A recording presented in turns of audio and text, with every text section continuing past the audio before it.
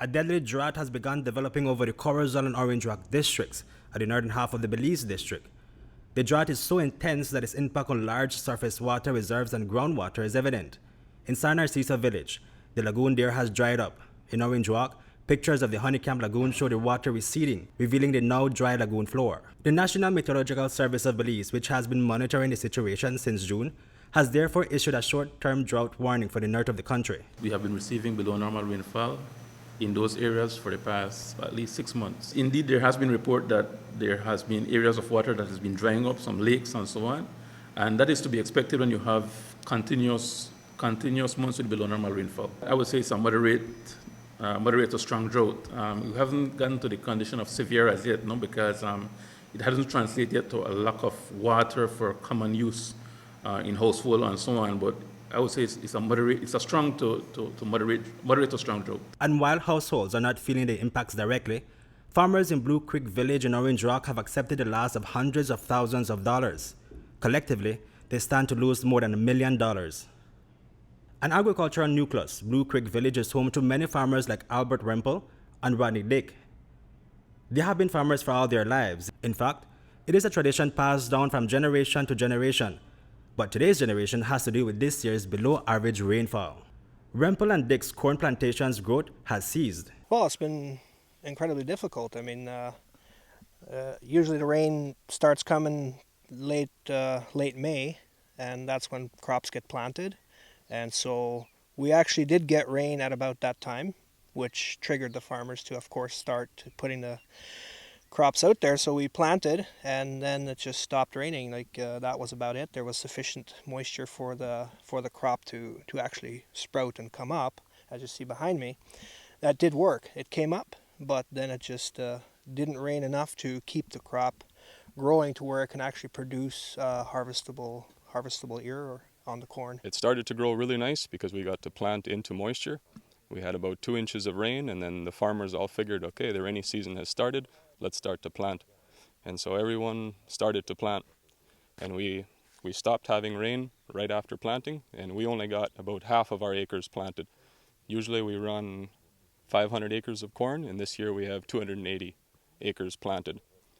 We would have liked to plant everything, but we were lucky that the rain stopped completely, that we didn't fill the farm with corn, because we'd be further in debt because of that, because we only have 280 acres that's dying on us right now. And now these farmers have to act fast. In order to salvage any sort of investment already made, Rempel and Dick, like many other farmers, are now converted the young plants into cattle feed. Basically, there comes a time in the cycle of the plant that you just see that it won't be able to fulfill. Even if rain comes, that time has passed. Like, it won't be able to actually produce the crop that it's supposed to.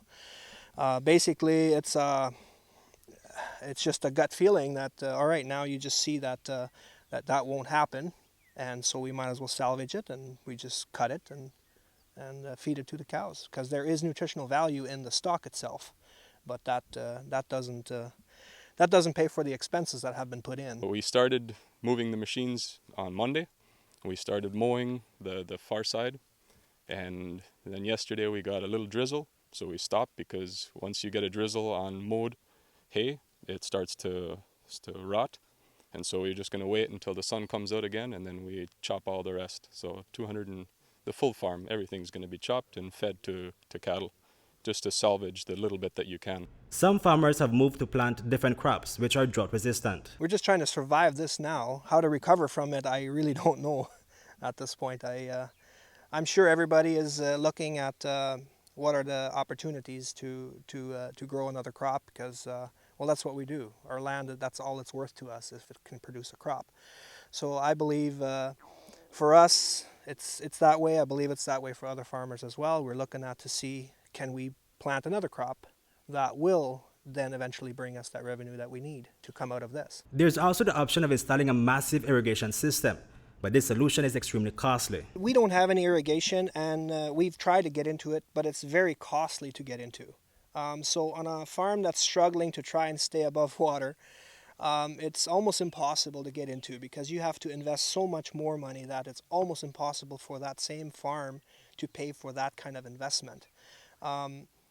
If we were in a better place where we didn't have all the debts to pay already, then it could still pay for itself. And now these farmers' investments have gone to waste. The inputs, most of it comes from loans through banks, and that's how we finance with normal interest rates.